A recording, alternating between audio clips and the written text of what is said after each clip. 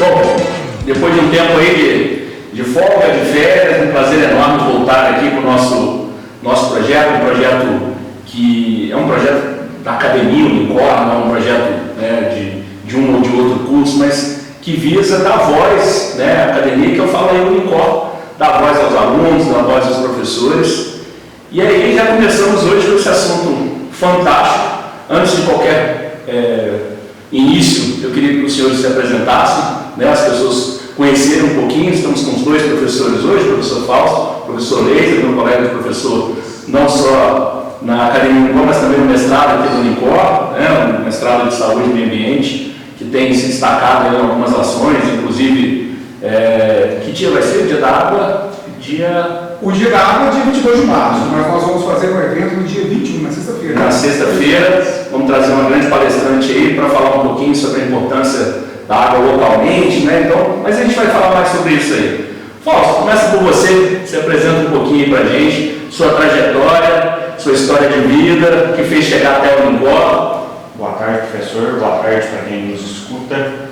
Hoje eu estou aqui como professor na instituição e eu comento com os alunos que eu sou muito feliz por ser professor aqui na instituição, que foi a minha primeira instituição de ensino. Fui aluno do Colégio de Aplicação. Legal. Então eu entrei aqui na instituição com 5 anos de idade e fiquei 10 anos aqui ao longo do ensino da fase introdutória, ensino fundamental, e depois saí daqui para começar a trilhar a minha trajetória nesse ramo, né? Eu sou veterinário, nesse ramo da veterinária.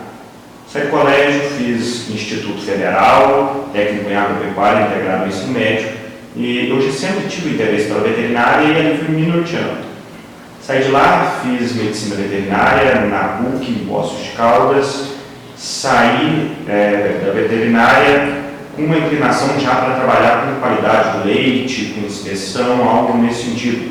No início eu tinha uma tendência a trabalhar com Você entrou com o curso já determinado nisso, ou foi dentro da disciplina que foi despertando esse interesse? Eu sempre quis trabalhar com vaca, não tinha outra questão que eu queria. Aliás, animal de produção, de forma geral, eu sempre gostei. Mas aí dentro, né, que nós vamos estar conversando, dentro da vaca eu descobri na área de trabalhar com bovino, é uma área grande, tem bastante oportunidade, áreas diferentes, e isso eu conheci dentro da graduação. Formei, trabalhei 1 ano e meio em laticínios, trabalhando direto com o produtor e também dentro da indústria, que o leite tem esse leque muito grande, né? Saí para fazer mestrado, fiz mestrado na Unesp, né, na Universidade Estadual Paulista, em Botucatu, 2 anos de mestrado. Saí do mestrado, trabalhei 1 ano em uma empresa de Uberlândia, trabalhando com biológicos, também atendendo bovinos aqui pegando do sul de Minas, região centro-oeste de Minas e por aí vai. E saí da empresa e vim aqui começar a dar aula, que sempre foi algo que eu quis, né? E aí eu falo, ainda sou satisfeito por voltar na primeira instituição de ensino que eu passei depois, né, dessa trajetória, e ser professor aqui hoje é uma grande honra. E como é que está hoje para você a lembrança do que você começou de história de vida, porque é um barato, porque eu falo, a minha filha teve o prazer de estudar aqui enquanto pequena, né? Então eu tenho muita lembrança de quando eu passo com ela aqui, na época de faculdade, enfim, fazer faculdade, ela no colégio de aplicação. E na sua cabeça, como é que está isso hoje? A recordação, olha... Eu vejo os meninos, eu me vejo. E tem professores do tempo que eu era menino que ainda são professores. Não conta isso, né? Não pode. Não pode estar com a Mariana, se contar. Vou pegar com a gente, vou entregar. Mas eu tenho diversas professoras que foram professoras minhas quando eu era menino e ainda estão aqui no colégio de aplicação. Isso é bom, bacana. Então, isso é satisfatório, né? Para mim, para elas também. Nossa, treina da casa, né? Tá aqui, isso é muito bom. Muito. Professor Leite, um pouquinho da sua história, se apresentar aí por Fala aí Unicor. Isso, muito obrigado, antes de mais nada, pelo convite. É um prazer e uma honra, né, estar aqui participando desse momento. Só reiterando o que você disse no começo, eu acho que esse é um projeto que extrapola as fronteiras da academia, né? É uma forma de extensão universitária.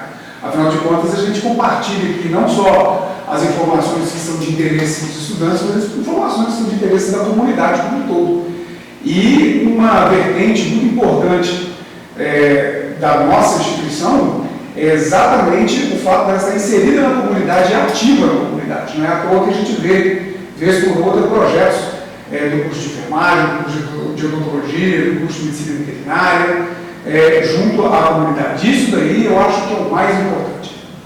Bom, meu nome é bem diferente, né? Laser, né? L-Y-S-E-R. Na verdade, esse nome é alemão, porque foi um professor de francês da minha mãe, era um alemão que dava aula de francês. Excelente. Poucos conflitos existiam nessa época, né? Na época, minha mãe estudava em colégio interno. E aí, eram todas mulheres, né? O único homem externo que dava aula de idiomas para minha mãe, aí ela foi. É compreensível, né? Um ambiente extremamente feminino, uma menina de 14 anos, se encantou e falou: olha, se algum dia tiver um filho, vai se chamar Laser em homenagem a você. Então, essa é a origem do meu nome, né? Não tem nada de derivação do raio laser. Bom, eu sou engenheiro agrícola, fiz graduação e mestrado em Lavras. O meu doutorado foi um consórcio doutoral, um programa muito interessante entre a USP, a Unesp, a Unicamp e a Universidade de Sherbrooke, no Canadá. Comecei a dar aulas, né, há 20 anos atrás, né, em 2005, e ao contrário do Fausto, que teve um início profissional. Para cima ou para baixo? Perto da fronteira dos Estados Unidos ou para cima? Fica um pouquinho para cima. Para cima. Fica a 175 quilômetros de Quebec. Basicamente o que a gente observa no meu começo de carreira é que você se formou no mercado, né? E eu sempre tive vistas a dar aula, porque sempre foi uma coisa nata em mim. Só para você ter ideia, né? Eu era monitor das aulas de química do professor na quinta série da escola pública. Então, acabava as aulas do período regular de manhã, eu voltava à tarde e ficava junto com o professor. E eu estudei em escola pública com professores que eram apaixonados pela docência e o amor deles me contagiou. Então, assim, eu nunca me imaginei fazendo uma outra coisa do que não sendo um professor. E o grande mérito da minha família, eu sou filho de pessoas muito simples, meu pai é tratorista e minha mãe costureira. O grande mérito dos meus pais nem foram tanto estimular, mas principalmente do meu pai, foi em não proibir.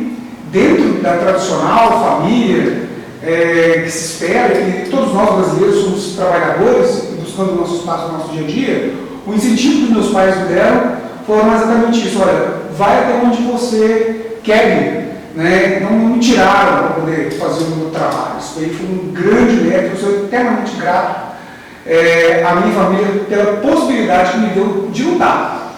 Então, assim, comecei a trabalhar muito cedo, né? Desde os 8 anos eu trabalho, formalmente desde os 14 anos.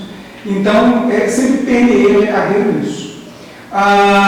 Entretanto, eu trabalhei, como eu falei, de 2005 até 2019. Em 2019 eu tive uma oportunidade para poder sair da esfera acadêmica e ir para a esfera pública, vida pública.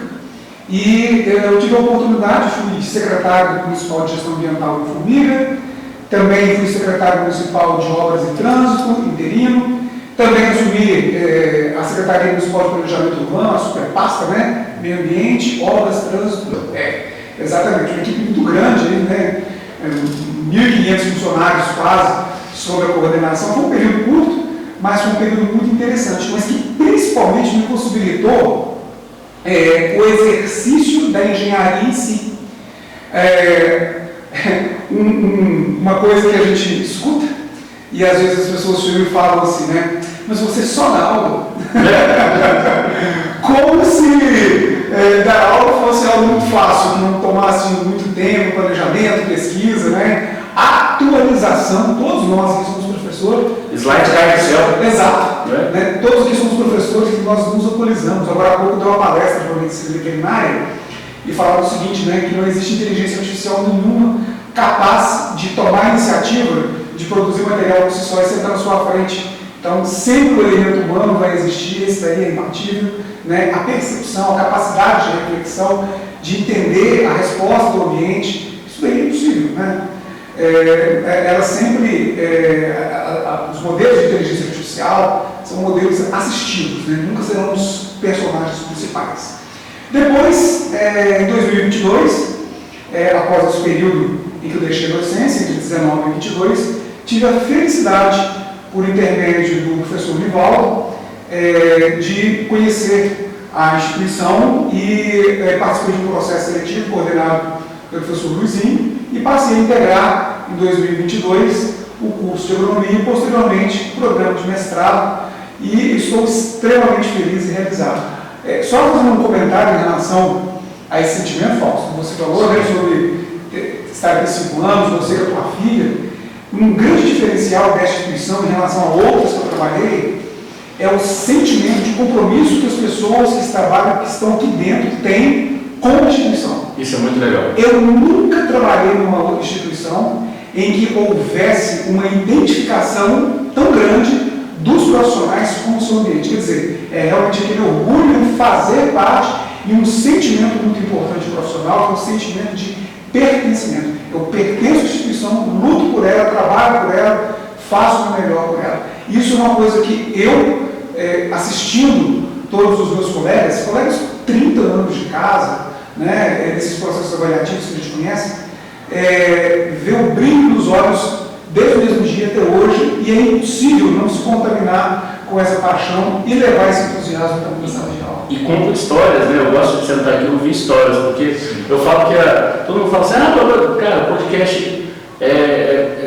eu adoro fazer, porque é um projeto que eu me identifiquei muito, por conta, né? Eu falo que é a voz da Uningol para fora dos muros, porque as pessoas acabam, a gente fazendo muita coisa aqui dentro, cursos que são extremamente relevantes, principalmente participação na sociedade, você vai falar sobre isso hoje, mas às vezes as pessoas que estavam lá de fora não conheciam o que estava acontecendo dentro da... Exatamente. E foi uma forma que a gente encontrou de poder capitalizar isso, né? dar prosseguimento na informação e uma prestação de contas para a comunidade poder tentar entender. Exatamente. Eu vou falar para vocês que eu, como um bom dentista, conheço muito pouco. Né?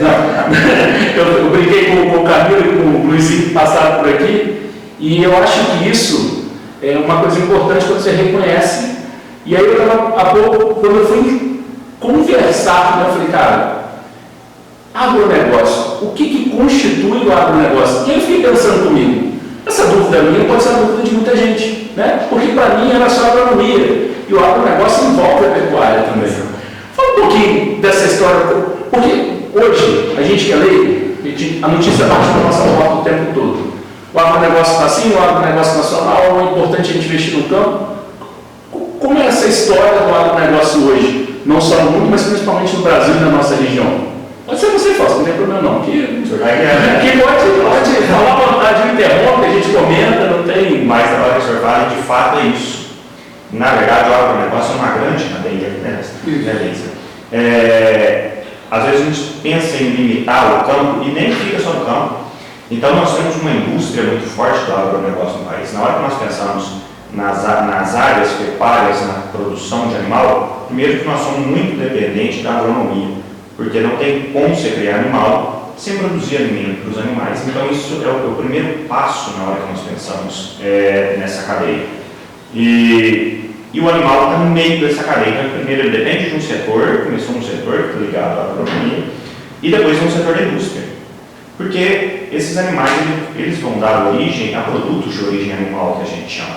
Então, o leite vai ser processado, o bovino, o frango, o suíno vão ser abatidos, e aí você tem uma indústria que vai gerar outros produtos. Então, nós vamos ter queijo, nós vamos ter carne, nós vamos ter linguiça, e depois você tem toda uma cadeia logística, ainda que seja para fornecer para o mercado interno, ou então para exportação. Receber o insumo e entregar o produto. Olha que loucura isso. E nós somos grandes exportadores, né? Então isso é importante. O agronegócio, nós estamos pensando aqui no nosso município, mas o país é o país do agronegócio, né? E isso é fundamental. Então é uma cadeia muito grande, tem muita gente envolvida, todo um setor financeiro que tem que dar um suporte para essa cadeia do agronegócio. Eu fui pego com uma notícia, e aí que motivou esse bate-papo hoje aqui, que me impressionou um pouco, né? Talvez pelo impacto real, né? Então, o Jornal do Estado de Minas, na semana passada, publicou que, né, um dos maiores destaques nosso no Três Corações foi o crescimento econômico favorecido pelo agronegócio na cidade, e principalmente de milho, café e leite. Exatamente. Como é que está isso no nosso município? Como engenheiro, né, eu adoro números. Então, vamos falar de alguns números. O PIB de Transportações hoje gira em torno de 3 bilhões de reais, certo? Desses 3 bilhões de reais, cerca de 14% vem do agronegócio. Só para efeito de comparação, o PIB de Varginha, que é uma cidade maior, tem um parque industrial mais desenvolvido, é em torno de 8 bilhões. Mas o PIB agropecuário de Varginha não chega a 2%. Então, isso mostra a importância do agronegócio para a cidade de Três Corações. E ela é um exemplo de que, nos últimos 20 anos, houve uma expansão da participação, coisa que às vezes não houve em outras cidades. Ou seja, nós estamos formando profissionais e pessoas que estão se capacitando em Três Corações, aumentando o percentual da economia do capital circulante que por meio dessas culturas. Hoje, Três Corações já é palco de uma feira que acontece no meio do ano, acho que esse ano vai ser a terceira edição, se não me falha a memória, que só cresce, que inclusive provavelmente ela até vai mudar de lugar, exatamente porque os negócios estão crescendo e girando em torno disso. Em termos de participação no Brasil, de cada 100 reais, 25 reais vem do agronegócio. No estado de Minas Gerais, de cada 10 reais, 2,20, 2,30 vem do agronegócio. Para um único setor é muita coisa. É muita coisa. E pensar que, como você disse anteriormente, né, agronegócio ele é interligado com várias outras. Então, por exemplo, o setor de transporte no Brasil. Certo? Mas caminhão tem a ver com agronegócio? Tudo a ver. O modal de transporte no Brasil é um modal rodoviário, não é um modal ferroviário. Então isso tem muito a ver, isso impacta muito. E voltando ainda a essa questão sobre a grande importância que se tem do agro, nós temos que entender também que os produtores rurais brasileiros são muito responsáveis pela conservação dos ecossistemas. Eu particularmente tenho uma repulsa das pessoas que tomam informações meias verdades e as viram por um determinado setor, como por exemplo, castigar a pecuária, falando que a pecuária é a principal responsável pelas emissões de CO2, etc., demonizando uma determinada questão que não é verdade. Professor, o senhor imagine, se nós considerarmos toda a área brasileira, né, 65% do Brasil ainda está sob vegetação nativa e a agropecuária explora pouco mais de 30%. Desde o pessoal brasileiro, exatamente. Mais de 500 anos. Nós estamos aumentando a produtividade, conservando o solo, porque o produtor hoje ele já entende a importância da conservação. E o pecuarista também sabe que abrir novas fronteiras é burrice, porque na verdade, se ele conservar o recurso que ele possui, ele consegue aumentar a unidade de animais por hectare e obviamente ter um rendimento maior. Perfeitamente, é isso que eu estava pensando. Na hora que você comentou, a gente pensa exatamente nisso. Nós não precisamos de expandir o território. E o produtor já entendeu isso. E ele está trabalhando nessa vertente, e todo o setor vem trabalhando nessa vertente. O sentido é eficiência. Em uma área, na área que eu já tenho, eu preciso tornar essa área mais eficiente, eu preciso produzir mais por hectare. Então, aquele perfil que às vezes a gente via de pastagem degradada, gás, pastagem degradada, gado, pasto, isso vem perdendo um pouco de espaço. Hoje o pasto é uma cultura e o produtor tem essa noção. Então, você precisa investir na pastagem, porque o dinheiro que se tem empatado em terra é muito alto. Então, a partir do momento que você investe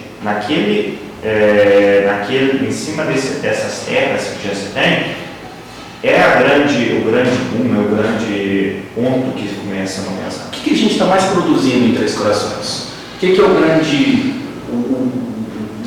O leite, por exemplo, é forte aqui em Três Corações? Hoje o leite é muito forte em Três Corações. Hoje, se a gente pensa no cenário nacional, Três Corações já se consegue associar com leite. Hoje nós temos fazendas aqui em Três Corações que são conhecidas nacionalmente.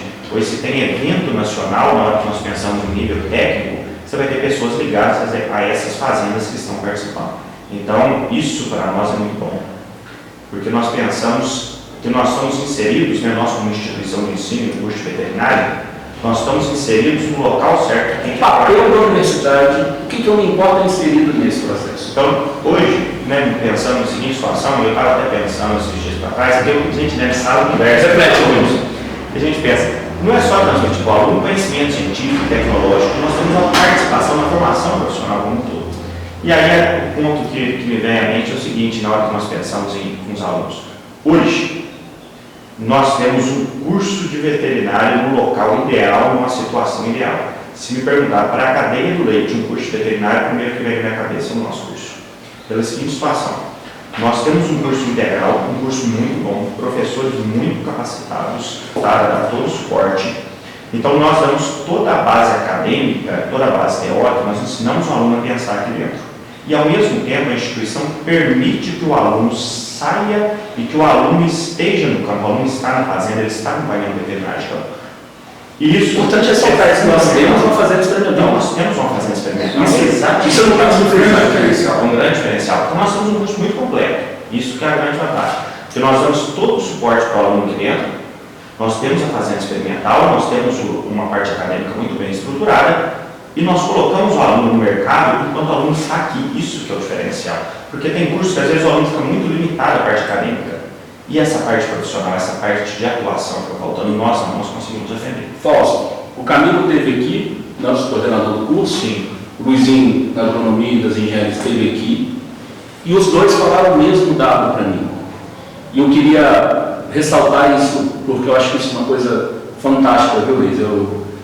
A partir do momento que a pessoa toma uma decisão, sim, quer seja mais velho ou mais novo, sobre o que curso escolher, né? E aí vem o dado que a gente sai com os nossos alunos 100% empregados e capacitados, né? E isso é refletido pela experiência que o mercado já tem, já acredita na universidade. Sim. E aí nasce esse papel da universidade, esse compromisso da universidade em atender esse mercado. Não, e muitos, inclusive, se formar.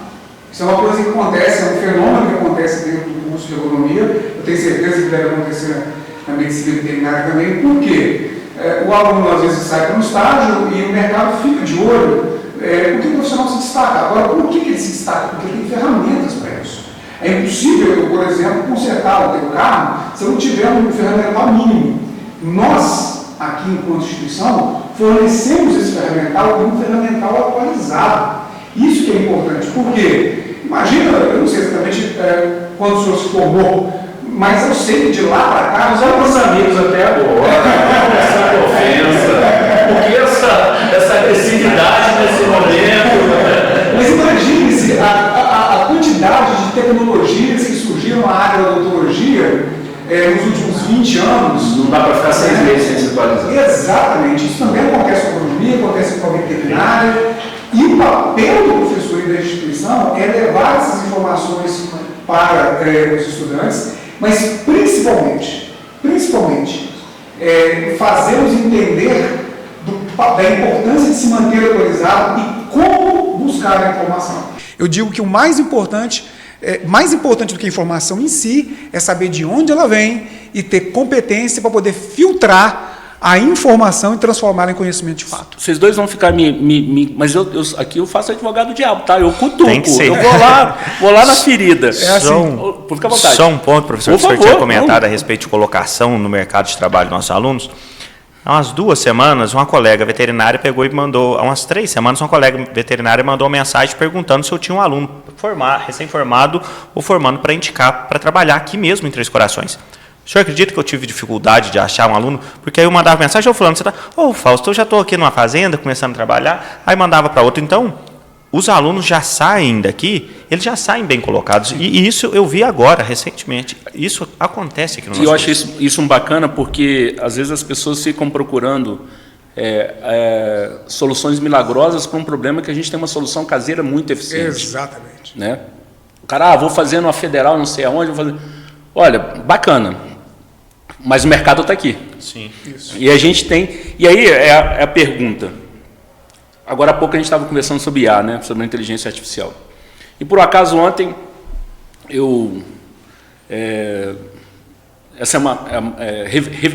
revisando, nós temos aula no mestrado no final de semana, e eu revisando meu material, minha disciplina lá é Tecnologia de Informação e Educação, E aí eu fui ver aquele vídeo do Charlie Chaplin de 36, né, onde ele, tempos modernos, se você é mais novo, não sei se você chegou a ver. Né? Tempo de escola, sempre passado.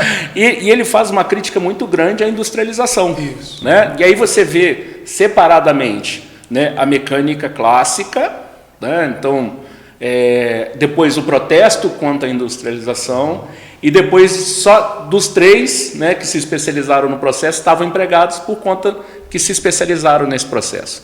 E aí você transformar isso para o dia de hoje, uma mensagem trazida do cinema mudo de 36 para os dias de hoje, a gente está refletindo exatamente o que o mercado está tentando fazer com a inteligência artificial. Isso. A inteligência artificial ela nunca vai ser desassociada ao ser humano, porque tem um marco regulatório. Isso. A gente regula, é da nossa responsabilidade. Só que isso traz muita responsabilidade para a gente, enquanto profissional. Por quê? A universidade tem que estar atualizada em tecnologia e inovação. E aí me conta um pouquinho, como é que está a Unicor com tecnologia e inovação? Na veterinária, na agronomia, olhando sobre essa ótica da responsabilidade de ter um mercado econômico pungente, e a gente tem que qualificar 100% dos nossos alunos que saem. Na hora que nós pensamos nisso, está aqui o quão fundamental é o aluno estar associado com a academia e com a atividade no campo, porque essa tecnologia está aqui presente na realidade das fazendas. Perfeito. Essa tecnologia está na mão dos veterinários de campo.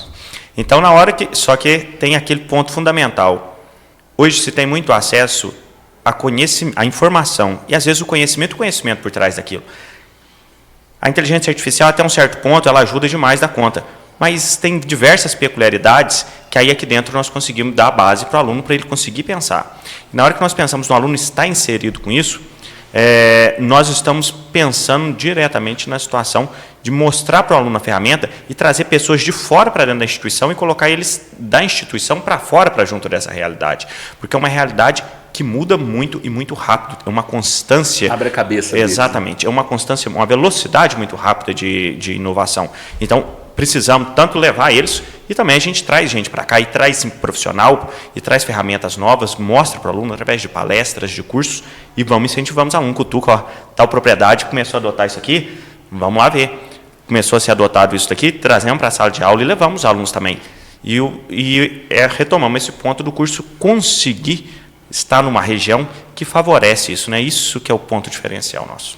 Temos tecnologia, inovação, vou te deixar falar sobre agronomia, porque tem uma coisa interessante que eu quero que você fale, e mercado de trabalho que absorve 100%. Exato. O cara está em casa marcando touca. Está em casa. Se não fizer veterinária na Unicor, o cara está mosca, como é que é?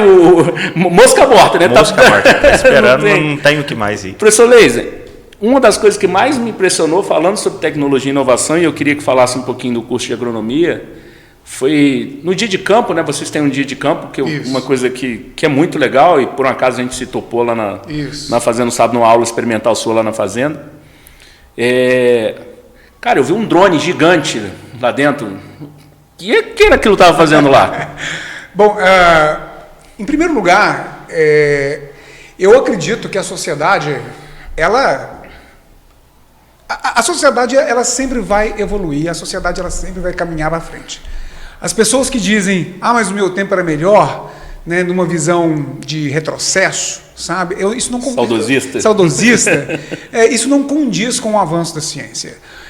Então, às vezes a gente se apega a determinados sentimentos que estavam presos no passado, que não existem mais, e queremos dizer que a evolução da sociedade tornou isso pior. Isso não é verdade. Então, eu tenho certeza de que no ano de 2100, o mundo estará numa situação muito melhor que hoje, e para a maioria das pessoas, as condições de vida serão melhores. O acesso a alimentos, a expectativa de vida que aumentou, o combate às doenças crônicas. Então, eu acho que a evolução ela é nata da sociedade humana. Quando nós falamos, por exemplo, sobre transgênicos, há 25, 30 anos atrás, era visto como uma reticência muito grande, apesar de já estar sendo utilizado, e hoje é totalmente impossível de se pensar em produção agrícola sem a transgenia. Por quê? Porque isso garante a produção de alimentos nas quantidades que a população demanda e sob os preços de mercado. Isso me assusta de vez em quando, por não participar, né, diretamente da... quando eu penso na progressão geométrica que a nossa população cresce. A teoria de Malthus. Né, a otimização do tempo, do espaço, né? Eu fico pensando na inteligência que tem que ter a nossa agronomia. Sim, né? mas dentro desse contexto de entender, né, que a sociedade só avança, para novos problemas surgem novas situações. Eu exemplifico muito em sala de aula falando sobre a importância do agrônomo, ou do veterinário, ou do dentista, sempre enquanto profissional insubstituível. Por quê? Porque surgirão problemas aos quais nós nunca imaginamos, e é para eles que nós precisamos da capacitação de agora. Vou dar um exemplo. Há 50 anos atrás era totalmente impensável na produção de maçã fora do estado de Santa Catarina. Totalmente impensável, não tínhamos condições climáticas. Hoje nós temos maçãs sendo produzidas aqui, e em grande quantidade. Isso fez com que o custo da maçã nacional barateasse, facilitasse o acesso ao mercado. Mas isso aconteceu por quê? Por conta da engenharia genética, que permitiu a adaptação dessas espécies para outras regiões. É o exemplo o problema que nós estamos enfrentando hoje, por exemplo, com citros, né, com laranja, que ela também está migrando. A laranja ela é uma cultura de clima temperado, subtemperado, né, não tão quente quanto temperaturas equatoriais. Mas nós estamos tendo essa evolução. O que eu quero dizer é que, ok, nós adaptamos as plantas, porém, as doenças que elas sofrerão, nós não sabemos, porque o laboratório ele consegue fazer adaptação de temperatura, mas não para praga, doença, porque é um sistema aberto. A presença de um drone, por exemplo, que começou como uma arma, né, um projeto militar de câmera de reconhecimento de área e foi evoluindo, né? Hoje os drones agrícolas substituem a pulverização a um custo muito mais baixo em campo e com preços muito mais acessíveis, porque o produtor nem tem necessidade de comprar o drone, ele pode contratar uma determinada empresa. Um drone agrícola hoje varia o preço entre 200, 300, 400 mil reais. Pode parecer alto, mas um pulverizador ele custa R$1,5 milhão de reais. E como toda máquina sofre depreciação, aviões depreciam. Então a ideia de um avião ele está sempre voando e parar para poder fazer manutenção, porque avião parado é prejuízo para a empresa. Ele não pode ser como um carro que fica na nossa garagem 7 dias sem funcionar, porque o avião, a função dele é gerar lucro. Então, um pulverizador, um drone, a otimização. Para isso surgem o quê? Surgem novas tecnologias e profissionais que se habilitam aquilo. O que o curso de agronomia faz? Ele apresenta as tecnologias para o profissional, para o estudante, para o produtor, e a partir daquilo ali ele reconhece a necessidade de emprego profissional. Nós temos um dia de campo, esse ano será a 7ª edição do nosso dia de campo, e no ano passado nós retomamos um protagonismo que nesse ano vai estar mais presente ainda. Nós teremos uma turma do 9º período de agronomia que forma no final desse ano e uma turma do 5º, do meio do curso, que vai trabalhar com experimentação agrícola. Eu gostaria de saber, de fazer uma pergunta realmente para quem me ouve ou vê, se no teu curso fora, se você chegou a trabalhar em campo com experimentação agrícola. Isso daí é uma vivência única e exclusiva daqui. Eu não conheço. Então, o que eu conheço de dias de campo é de instituições que alocam para outras empresas. Mas, tendo o estudante como personagem principal, este é um diferencial nosso. Então, naquele dia, no último sábado, nós estávamos preparando uma área que vai ser plantada amanhã ou depois. O dia de campo ele acontece, spoiler, 7 de junho, todos estão convidados, né? Eu vou lá para o churrasco esse ano, vários anos eu disse que esse ano eu vou para o churrasco. Tá certo. E nós teremos a demonstração dos experimentos feitos pelos estudantes, além de palestras de outros profissionais. Ou seja, o estudante ele passa a vivenciar um ambiente realmente de pesquisa, de inovação, de trabalho, ele enfrenta as adversidades. Nós tivemos adversidades no sábado. Nós tivemos contratempos, porque isso faz parte do ambiente profissional. Você consegue operar um determinado animal e está tudo maravilha? Não, as chamadas intercorrências. Né? Isso também faz parte da vivência. E a instituição, ao promover isso, inclusive os conflitos, até os conflitos, professor, os conflitos de sala de aula, de colega com colega, porque o ambiente de trabalho também é permeado de conflitos. Achar que você vai trabalhar num ambiente onde não existe conflito, então você está no... Que maravilha. Assim, pegando o gancho de vocês, eu queria entender assim, para responder para as pessoas que estão nos ouvindo, quer seja a população, os alunos. Essa macro-influência é uma coisa passageira? Não. É uma determinante. Sim. E eu acho que só cresce. Sim. Como é que vocês estão enxergando isso?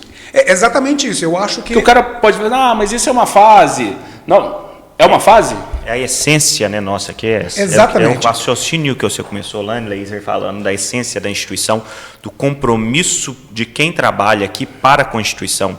Então, isso faz parte da nossa essência, né? Isso. Então, o agronegócio vai continuar crescendo. Vai continuar. Eu acredito muito, João, que os países têm vocação. Eu acho que é uma tolice a gente competir, por exemplo, com as normas de engenharia da Alemanha, que são, sabidamente, as mais rigorosas no mundo. É tolice a gente competir com o mercado japonês automotivo, é tolice competir com o Vale do Silício em relação à tecnologia.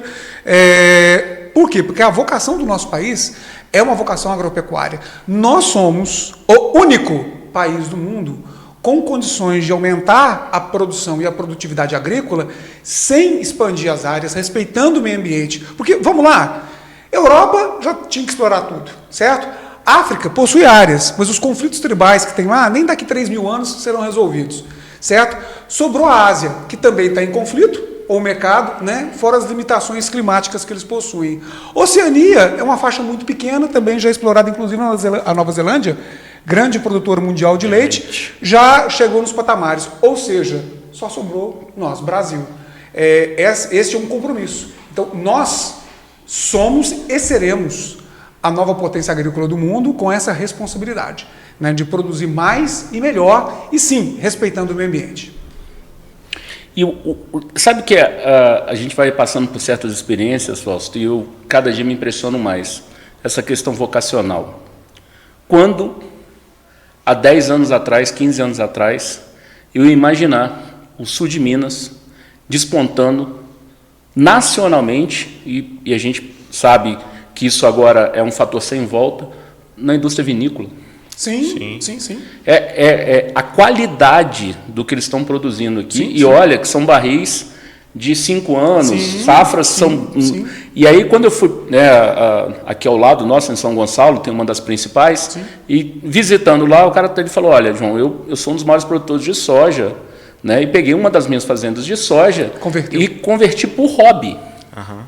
Porque eu queria produzir um bom vinho para mim e para os meus amigos. Deu tão certo que ele contratou, lá ele tem dentro, morando na fazenda dele, um engenheiro agrônomo só para cuidar das parreiras dele. E aí, só eu, né, e olha que eu sou modesto nesse processo, sim. Já fui visitar 8 vinícolas aqui no sul de Minas.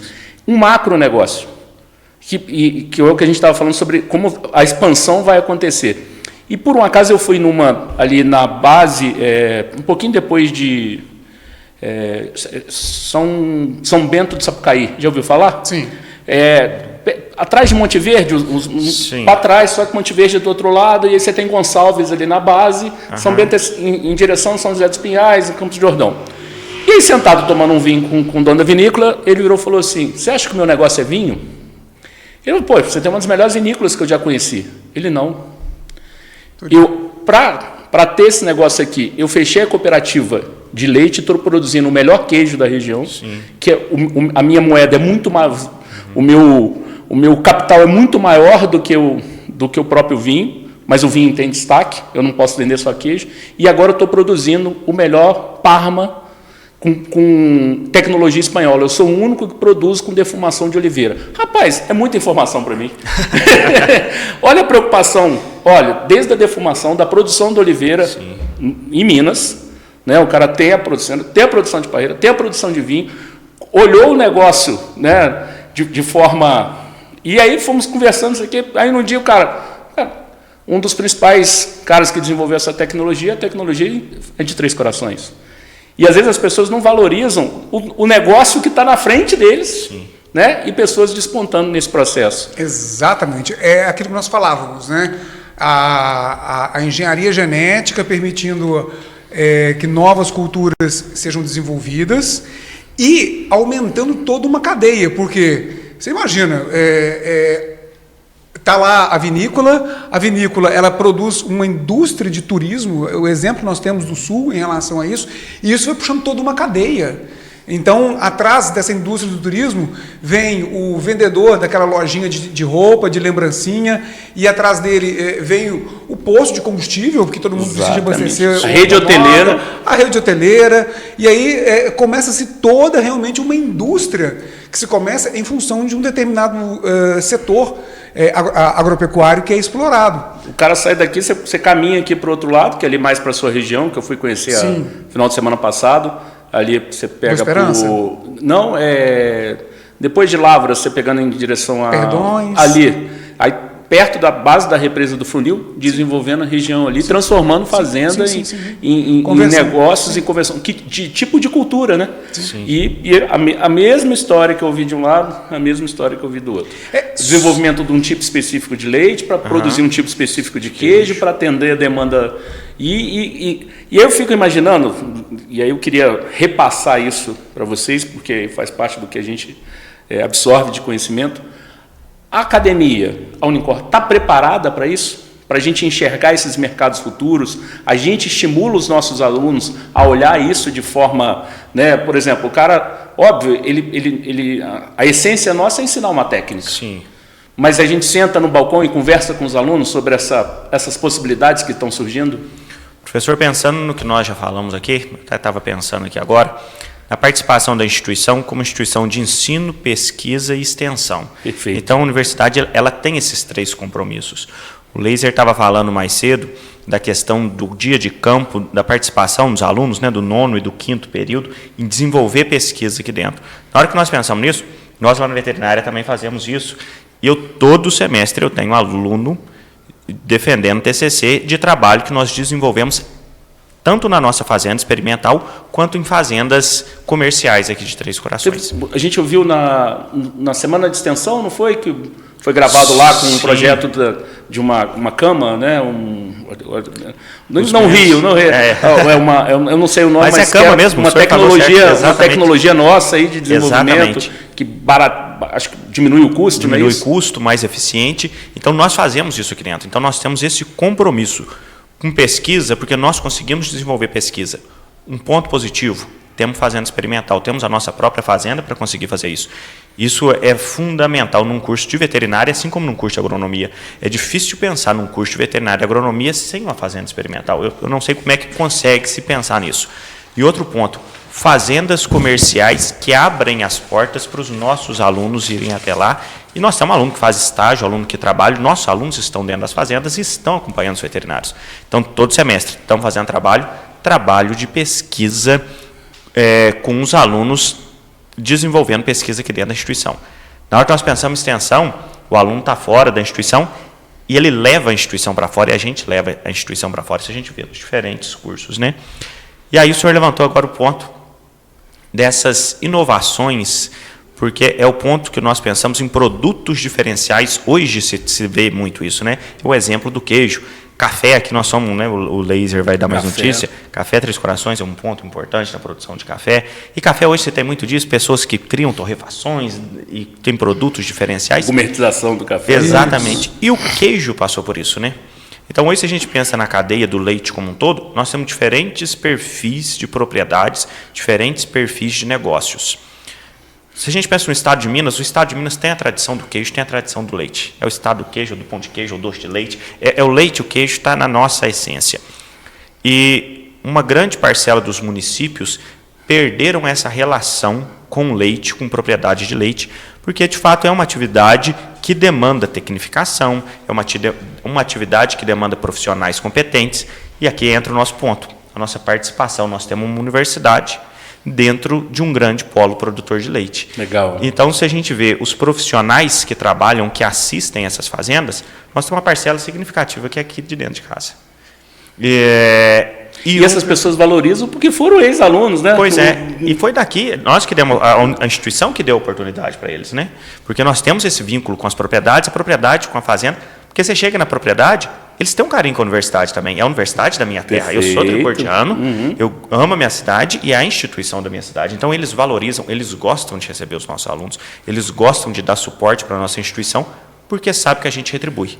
Então, a gente forma um profissional responsável, nós temos esse compromisso com a educação, de formar um aluno capacitado, um aluno responsável para atender esse perfil de produtor. Esse perfil de pesquisa, um grande diferencial da nossa instituição é exatamente a aplicabilidade das pesquisas com a qual ela se envolve. E isso não se estende só à graduação.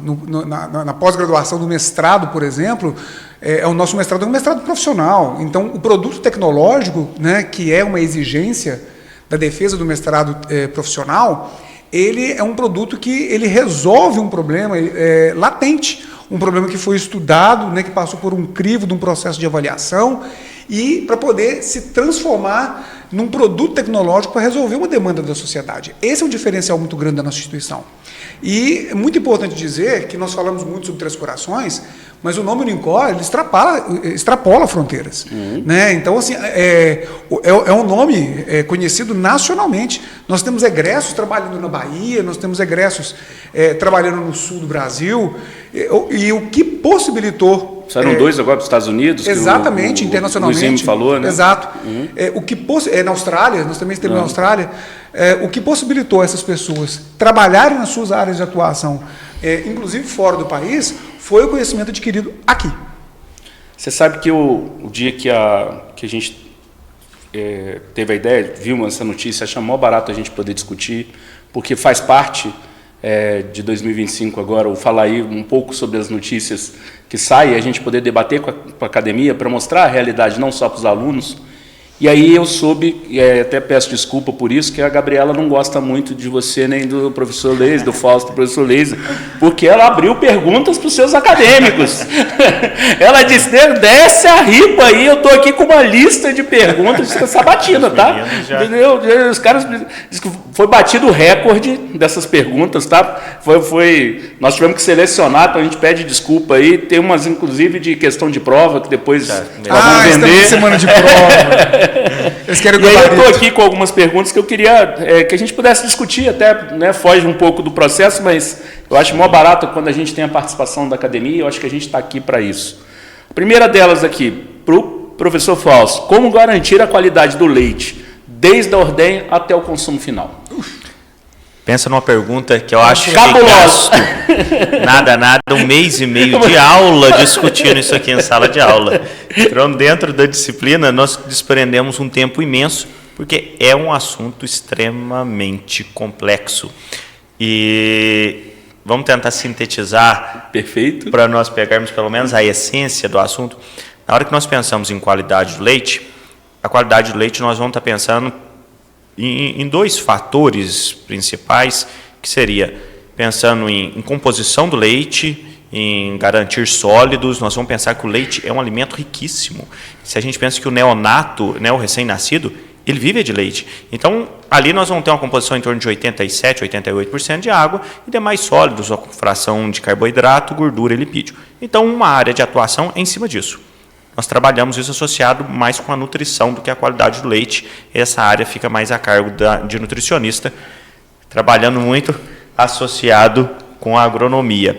E na hora que nós pensamos na qualidade também, nós estamos pensando em garantir inocuidade para o produto. Isso é uma responsabilidade, e uma responsabilidade que o governo enxerga isso. Eu até comento com os meninos, eu me formei em 2018, e o meu primeiro serviço foi por conta de uma legislação do Ministério da Agricultura falando de qualidade do leite.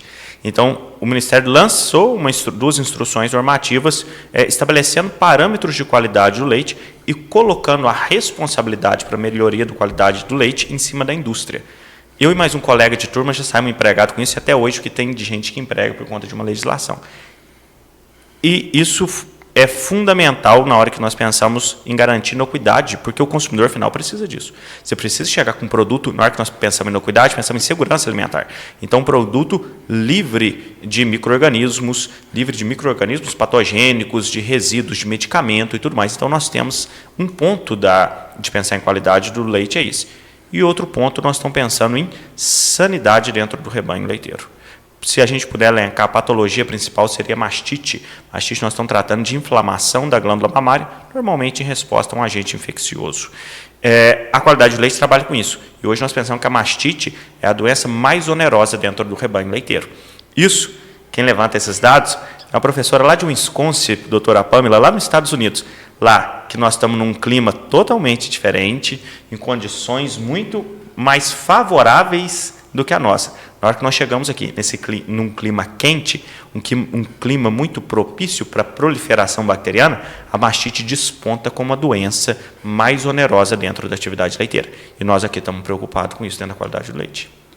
Perfeito, respondido. Mais uma, vamos sabatina aqui agora. Outra questão de prova, acho que o nego está querendo uma molezinha. Tá. Essa prova já foi hoje. Essa de qualidade do leite foi hoje. Essa resposta chegou bem tarde. Quais mudanças mais significativas você observou no ensino da medicina veterinária? O que você vem acompanhando de evolução no ensino? Se nós pensarmos, o curso de veterinária ele mudou um pouco o perfil, porque hoje se enxerga a necessidade do aluno estagiar. No entanto, que isso é uma exigência do MEC, o curso de medicina veterinária hoje, o último ano tem que ser estágio obrigatório. Perfeito. Então, o tempo de estágio obrigatório antigamente ficava a cargo de cada instituição. E hoje se enxerga a necessidade do estágio. Por quê? É uma formação generalista.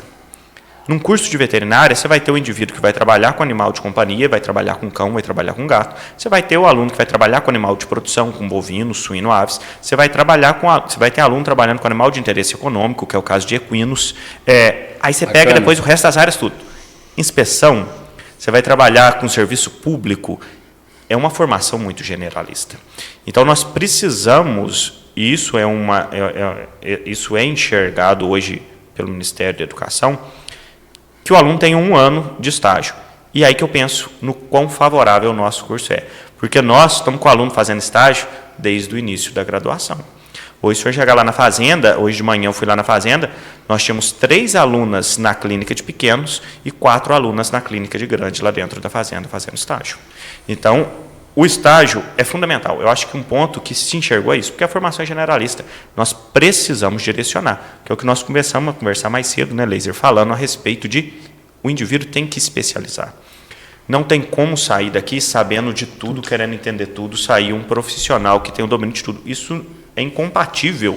É importante que ele tenha uma visão holística, né, uma visão global. Agora, é importante que ele saiba delimitar a sua área de conhecimento e, principalmente, né, a partir do reconhecimento de um determinado problema e ele, ciente de que ele não consegue resolver, indicar o profissional que seja mais qualificado para a questão. Nós até trabalhamos numa fazenda, eu comento, e até em palestra, quando eu vou dar, o ponto é exatamente esse. Você tem que achar o ponto de equilíbrio. Você tem que ser especialista. Aquilo que você faz, você tem que ser bom. Isso, o mercado quer isso. Ele quer um profissional bom naquilo. Só que outras áreas influenciam na sua e a sua influencia nas outras. É aquilo. A vaca é um indivíduo só. Se eu vou trabalhar com qualidade do leite, mas o indivíduo que trabalha com nutrição, que trabalha com sanidade, não preocupar, a vaca morre. Adiantou alguma coisa eu trabalhar com qualidade do leite se a vaca morreu? Se nós pensamos na gestão da fazenda como um todo, a fazenda também é um organismo só. Se eu estou preocupado em melhorar a reprodução dentro da fazenda, fazer a reprodução funcionar bem, mas os outros índices zootécnicos eu não preocupo, a fazenda fale, a fazenda não se sustenta.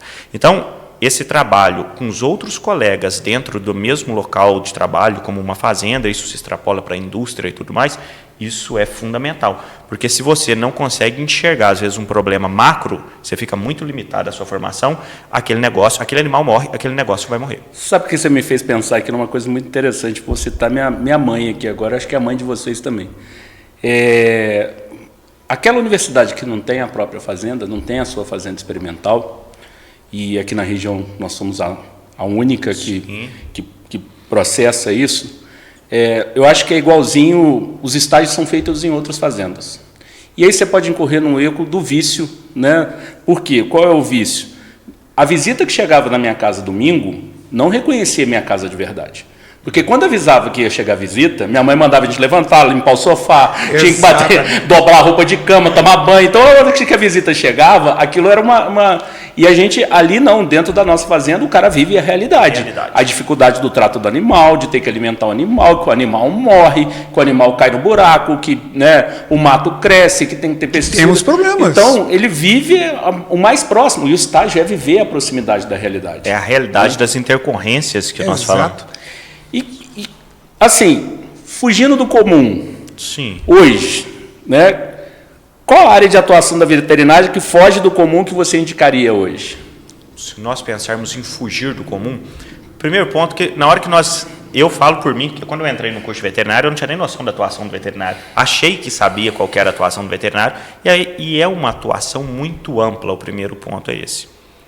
Um pouco eu vou pender para a minha área, que eu ministro as disciplinas de inspeção, não que seja uma área incomum da veterinária, é o primeiro ponto, mas é uma área que, depois que normalmente, o aluno conhece a área de inspeção depois que entra no curso de graduação. Para quem está nos assistindo, que pretende fazer um curso de veterinário, às vezes não entende que essa é uma atuação do médico veterinário. E é uma das áreas que mais empregam profissionais de veterinário. Um ponto, toda a indústria precisa de um responsável técnico. E se é uma indústria que processa produto de origem animal, é responsabilidade do médico veterinário. Porque é o médico veterinário quem conhece as patologias. Então, um ponto é esse. Isso é uma área nossa, é própria. Hoje você vai encontrar diversos outros profissionais trabalhando no que antigamente era uma área limitada do médico veterinário. E a área da inspeção não. A área da inspeção, nós ainda temos uma área que ela é própria do médico veterinário na hora que nós pensamos na inspeção de produtos de origem animal. Eu ministro essas disciplinas, então às vezes eu puxo um pouco a sardinha para o meu lado, né, que é uma área que eu gosto. Mas é excelente, excelente. É aquele carimbo que vai na carne, né? Serviço de inspeção municipal, aquele, né? Aquele carimbo é um carimbo que o veterinário bate, né? Eu acredito que o senhor passou com louvor nas perguntas, nos questionamentos. Vou me dirigir às perguntas ao professor Leise. Quero ver a atuação do professor Leise com os alunos dele agora. Professor, primeira pergunta que veio aqui para a gente. Qual a melhor forma de conseguir espaço no mercado de trabalho hoje no agronegócio? Que porta estaria ali aberta? O curso de agronomia, ele é um curso extremamente amplo, assim como também o curso de veterinária. Nós temos egressos trabalhando em banco, porque ele, por exemplo, faz avaliação de risco de lavoura para financiamento. Nós temos profissionais que eu conheço, agrônomos que trabalham, por exemplo, no setor de controle de poluição de motores, porque os motores a diesel, máquinas agrícolas, né? Então elas precisam da consultoria do agrônomo. Os tratores são feitos por engenheiros mecânicos, mas a operação dele no campo, o rendimento, é avaliado por agrônomos. Nós temos trabalhando na área de alimentos, na área de preparo de solos, fertilizantes, enfim, as áreas são muito grandes, há uma vastidão muito grande de áreas. O que é importante é que o estudante entenda que ele nunca deve dizer não. Eu falo que é o seguinte, se você fala, não, eu não gosto de topografia, você fechou toda uma área para você, porque não se sabe do mercado o que vai acontecer. E a experiência que você tem numa determinada disciplina, numa determinada área, não significa que é aquela vivência do dia a dia, pois em função do seu interesse, das pessoas que você conhece, do trabalho que você se propõe a fazer, ela pode se desdobrar numa outra área. Então, eu não gosto, por exemplo, do setor de controle de pragas, certo? Não, tudo bem, mas não diga não para essa área, esteja sempre aberto. Então, quando a pessoa chega e fala assim, olha, a imensidão de áreas que você pode trabalhar, o maior conselho que eu posso dar é, nunca seja radical nas suas posições. Esteja sempre aberto a aprender e a entender que a vastidão do mercado, ela observa muitos profissionais. Mas quais os profissionais que estão observando o mercado? Que é a segunda pergunta. Qual setor do agronegócio hoje está oferecendo mais oportunidades? Isso é muito interessante. Quando a gente pensa em agronegócio, e a gente pensa especificamente falando sobre produção agrícola, já é sacramentado no Brasil, já há muitos anos, né, a questão da adubação química, ou seja, os fertilizantes que a gente vai e compra, tudo. 25 anos atrás eu participei de um congresso no sul do Brasil, em Porto Alegre, e na premiação desse congresso, era uma reunião da Comissão Brasileira de Fertilidade do Solo. Um trabalho foi premiado, que foi um trabalho sobre adubação biológica. E nesse trabalho que foi premiado sobre adubação biológica, ele foi apresentado mostrando, né, os avanços que se tem e a importância que se tem da adubação biológica para o solo. Se esperava que nos anos seguintes houvesse um boom sobre a adubação biológica e isso não aconteceu. Mas o mais interessante foi o porquê que não aconteceu. É que começou-se a observar que o produto era bom, a tecnologia era boa, mas ela estava sendo usada de maneira errada. Adubo biológico é um adubo vivo. É vivo, é vida que você está lidando. E o que os produtores estavam fazendo é pegando esse adubo vivo e jogando no solo numa temperatura extremamente elevada, solo com 50 graus, 60 graus. O que acontecia com os micro-organismos? Morriam. Aí a resposta à adubação biológica era muito baixa. Então, a falta de assistência nesse processo de adubação biológica, ela comprometeu o início do desenvolvimento da adubação biológica no Brasil. Porém, isso nos últimos anos vem ressuscitando. Por quê? Profissionais conscientes da importância disso. Inclusive, eu tenho uma prática de campo que eu faço com os alunos de agrometeorologia. Olha como é que as áreas comungam. Que nós temos profissionais agrônomos também trabalhando com meteorologia agrícola. Em que nós montamos um experimento que começa às 5 horas da manhã. Sim, os alunos vão para campo às 5 horas da manhã. Instalamos termômetros de solo e a partir dos termômetros de temperatura do solo e sabendo a temperatura do ar, nós fazemos um modelo de regressão em que o produtor rural, sabendo a temperatura do ar, ele sabe a temperatura do solo e ele pode julgar se está dentro do horário adequado à aplicação do adubo biológico ou não. O que eu quero dizer é que uma área promissora que nós temos é a adubação biológica. E essa é uma área que demanda muita assistência. E é uma área, sim, muito promissora dentro do campo. Além dessa área de adubação biológica, uma outra área também que eu julgo como sendo muito promissora, que foge um pouquinho do tradicional, do agrônomo tradicional. Eu não sou um profissional de agronomia muito tradicional, eu não uso botina. Nós temos que quebrar alguns estereótipos, sabe? Porque o profissional, né, é aquele que vende informação, é aquele que faz a coisa acontecer, e não a forma com a qual ele se veste. Claro que existem padrões de vestimenta, para um dentista, obviamente, claro, né, por questões de higiene, de um profissional, de veterinário, de operar, mas essa ideia de estereótipo ela tem que ser quebrada, né? A informação tem que ter um valor maior. Mas, por exemplo, né, eu já tinha mencionado anteriormente, no setor financeiro, avaliação de mercado, commodity, exportação, sabe? Então, eu não me assustaria, por exemplo, se nós tivéssemos aí, como nós já temos, né, agrônomo trabalhando no Porto Santos, agrônomo trabalhando em aeroporto. Existe um programa de televisão, eu não me lembro exatamente qual canal, que mostra quando os produtos chegam no Brasil, tal, eles vão lá e verificam. Esse produto aqui não está embalado. Porque veio do Japão, mas não pode, porque pode ter uma doença ali e ele é barrado. Aqui no Brasil, esses programas de SOS Aeroporto que passam na televisão, agrônomos trabalhando na Polícia Federal, agrônomos trabalhando em banco, agrônomos trabalhando em diversas áreas. Então, são áreas muito promissoras. Que fique o alerta, eu acho que isso vale, não sei se você acompanhou, eu gosto de acompanhar um pouco o mercado econômico, como está, ações, enfim, são muitas coisas. E meu filho também é bastante curioso nesse processo, e aí um dia ele estava conversando comigo, ele falou assim, pai, o Eike Batista, eu tive a oportunidade de trabalhar com ele. Cara, que bacana. Que bacana. O cara morto, enterrado, mas o Porto do Açu era dele. Uma quantidade de terra enorme que ele projetou para vender, lotear aquela terra e vender para grandes escritórios e tal. Aquilo lá parado um tempo, ele vai para a África, descobre uma cana que dá uma octanagem de combustível violenta. A Emirates já comprou os próximos 10 anos da produção dele dentro do porto e um troço assustador. É isso, professor? Eu digo que esse é um exemplo.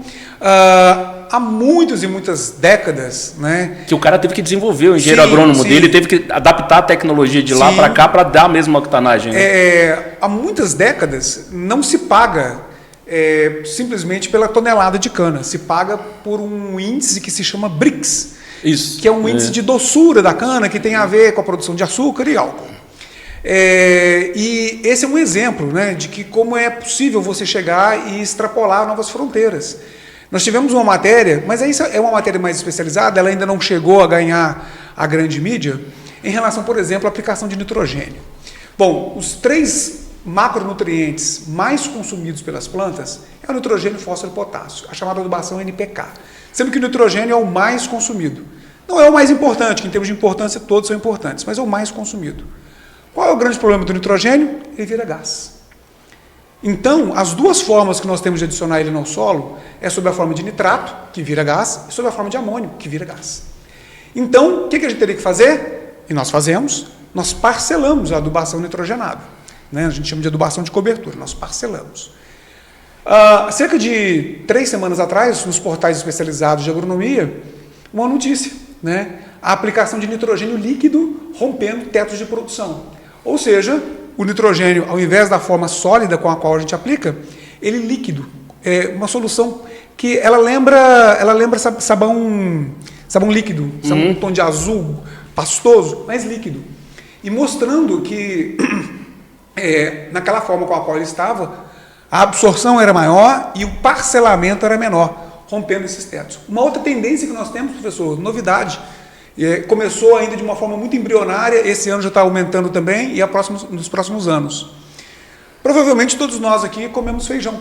E todos nós aqui sabemos que feijão é uma fonte de proteína. Mas será que todas as espécies de feijão, e dentro de uma mesma espécie, o teor de proteína é a mesma? Não é. As condições de produção são diferentes. O que o mercado está fazendo agora? Pagando pelo teor de proteína no feijão. Então, você entrega a tua produção, eu analiso para ver quanto de proteína. Se o feijão que o professor Fausto produz tem mais proteína do que o feijão que o senhor produz, eu reconheço isso, porque está testado no laboratório, e pago mais para ele. Entra como? O profissional exatamente cuidando da produção para poder valorizar, ou seja, agregar valor sem, inclusive, aumentar a produtividade. Ele recebe pela mesma produtividade, porém, agregando valor ao produtor. Essa é uma tendência também muito grande. Vou mudar de alhos para bugalhos aqui para a gente terminar aqui, porque senão daqui a pouco eu tomo um puxão de orelha ali, que eu já passei um pouco do tempo. Uma das coisas que hoje virou notícia corriqueira nos portais de notícia é a mudança climática. Né? A gente, e por falar na nossa região, aqui no sul de Minas, houve uma mudança bem significativa.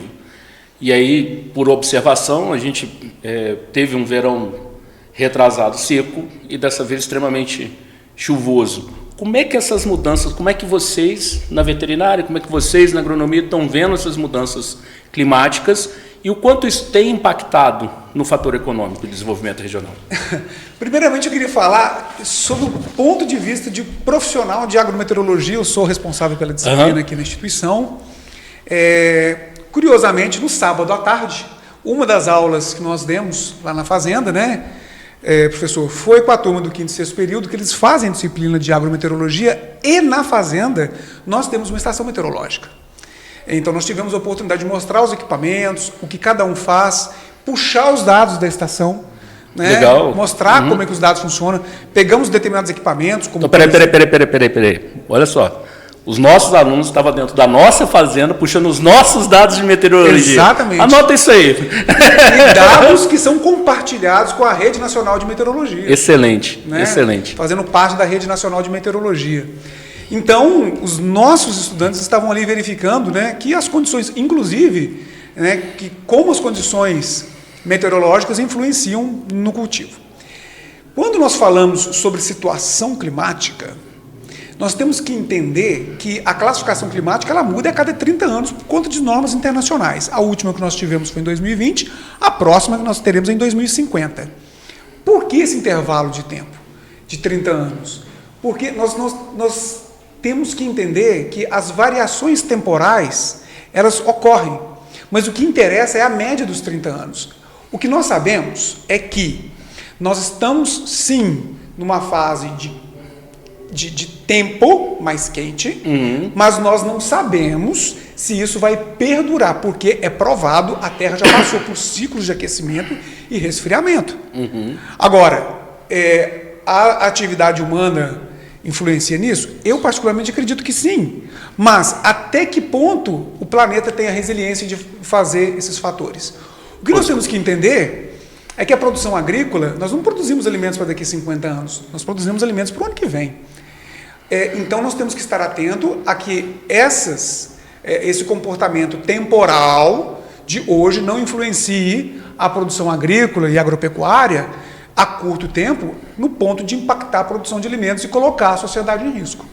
Então, nós observamos, sim, os plantios têm acontecido depois, tal, mas é interessante quando nós observamos, por exemplo, a questão da distribuição da chuva. Se a gente for pensar em médias anuais, Três Corações está dentro das médias anuais com uma ligeira variação.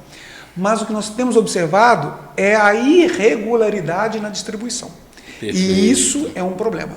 Então, a capacidade de trabalhar com isso, né, nós mostramos para os nossos estudantes e despertando o interesse deles para termos que a gente vê na televisão e que o público leigo não entende. Por exemplo, quando se fala de zona de convergência intertropical, zona de convergência do Atlântico Sul, centro de alta pressão e baixa pressão. Hoje eu vi no noticiário um jornalista, não vou falar a emissora qual é, mas falando que as chuvas aqui na nossa região estavam sendo proporcionadas por um centro de alta pressão.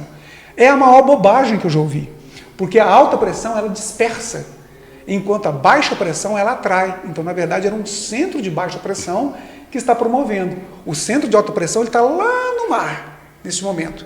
Está lá no mar, está muito longe. E lá de lá, que ele está dispersando para vir para cá, encontrando com um centro de baixa pressão. Imediatamente eu recebi no meu celular. O aluno falou: olha, professor, o jornalista falando bobagem. Eu falei assim: não foi meu aluno. Não foi meu aluno. Tem que fazer agronomia. Tem que fazer agronomia aqui. Que ótimo, que ótimo. Na hora que nós pensamos, né, nessas mudanças climáticas na pecuária, aí nós podemos dividir em 2 pontos de preocupação. Uma preocupação nós deixamos a cargo dos agrônomos, que é a maior preocupação, que é a produção de alimento para os animais. Esse que é o ponto que mais preocupa. Hoje o pecuarista está preocupado com mudança climática nesse sentido, de produzir alimento para os animais. Aonde que eu preciso ir? O que eu preciso acompanhar? Está aqui a resposta, muito bem respondida. Precisa de apoio de quem sabe, precisa de um suporte técnico nesse sentido. E uma outra preocupação, porque os animais sofrem estresse térmico, os animais estão susceptíveis, assim como nós estamos sentindo, né, essas alterações climáticas. Para isso, os sistemas mais intensivos conseguem atender bem, conseguem passar bem por essas mudanças climáticas. E é uma tendência que a gente vê de forma geral.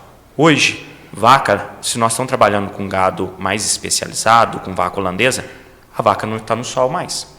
Hoje, desde que a bezerra nasce, essa bezerra vai ficar dentro de instalação. Aí tem a pessoa, às vezes, o leigo, fala: nossa, o animal está confinado, o animal está sofrendo, não sei o quê. Sofrendo, se estivesse num calor desse, um sol muito quente. Não, está dentro de uma condição controlada. Ótimo, é o melhor cenário. Então, uma das formas, na hora que nós preocupamos com o bem-estar animal, o ponto é esse. Nós estamos pensando em intensificar o sistema, proporcionando ambientes mais climatizados para os nossos animais. Gente, acho que a gente tem papo para mais uns 3 podcasts aqui, porque ficou um monte de pergunta aqui a ser feita e dúvidas que a gente tem certeza que vão gerar, mas eu queria muito agradecer a presença de vocês. Espero que tenha sido tranquilo aí, que dá um nervosismo inicial. E a gente aqui, a filosofia do Fala Aí é justamente isso. É deixar falar e vamos pintando, vamos batendo um papo, para que seja descontraído para as pessoas também e a gente poder contar para as pessoas, como hoje eu tenho certeza que quem está nos ouvindo teve uma certeza da qualidade do que a gente tem produzido aqui de profissionais para o mercado de trabalho. Né? E que o mercado hoje, que está crescendo, que nós somos suporte sim para as atividades econômicas de Três Corações e que Três Corações conte com a Unicor para esse crescimento e se depender de nós, da Unicor, vai crescer 5, 10, 15, 20 vezes mais, que é o nosso interesse junto à comunidade. Muito obrigado. Eu que agradeço. Eu que agradeço, professor.